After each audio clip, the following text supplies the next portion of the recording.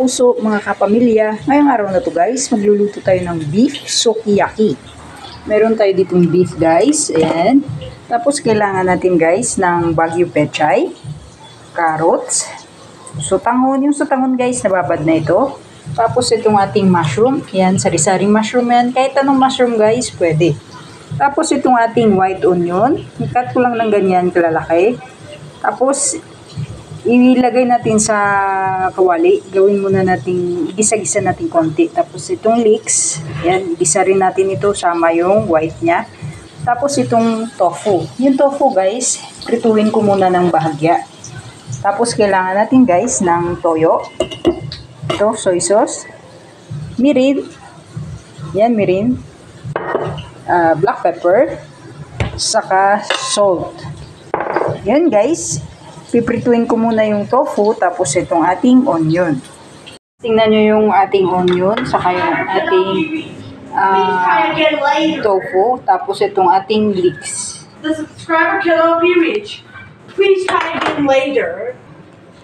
Ngayon, ito na yung ating lulutuan guys. Ilalatag na natin itong ating mga sangkap. Unahin natin itong matigas na part ng ating Baguio pechay. Yan, ganyan lang.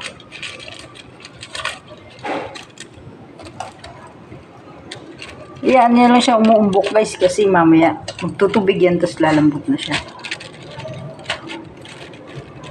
Yan, arrange lang natin. Tapos itong ating carrots, unahin muna natin yung mga matitigas.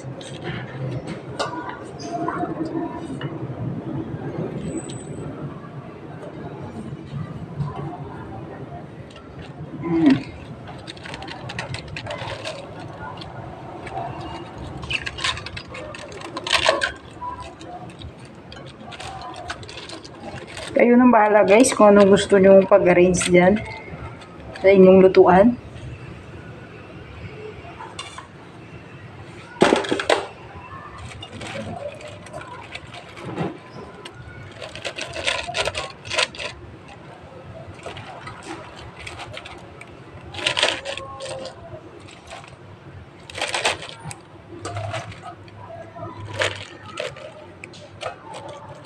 Maapaw na guys. Puno na.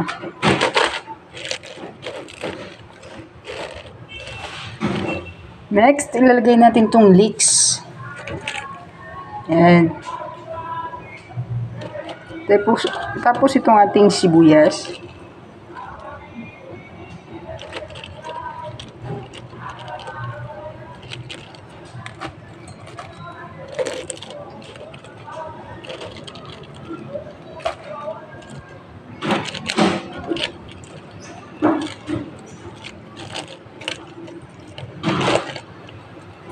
Tapos itong ating tofu.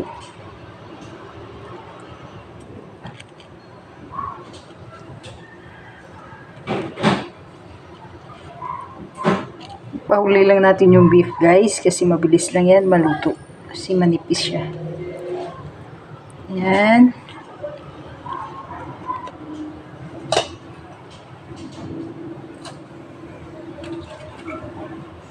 Tapos itong ating mushroom. Lagay na natin itong mga mushroom guys. Daddy, can you please come home? Ayan guys, so ganyan na tsura guys. Pinalitan ko pala yung lutuan ko kasi maliit. Ayan, tapos ilalagay mo na itong sutanghon. Lagay mo na sa gitna.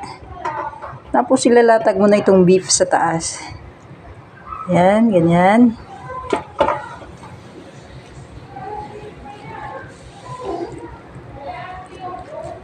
Yan. Tapos guys, lalagay natin to sa gilid itong ating mga leeks. Kasi dagdag ito pampabango niya guys. At pampalasa. Tapos, titimplahan na natin. Lalagyan natin ng black pepper. Black pepper, konti lang. Tapos, itong ating mirin.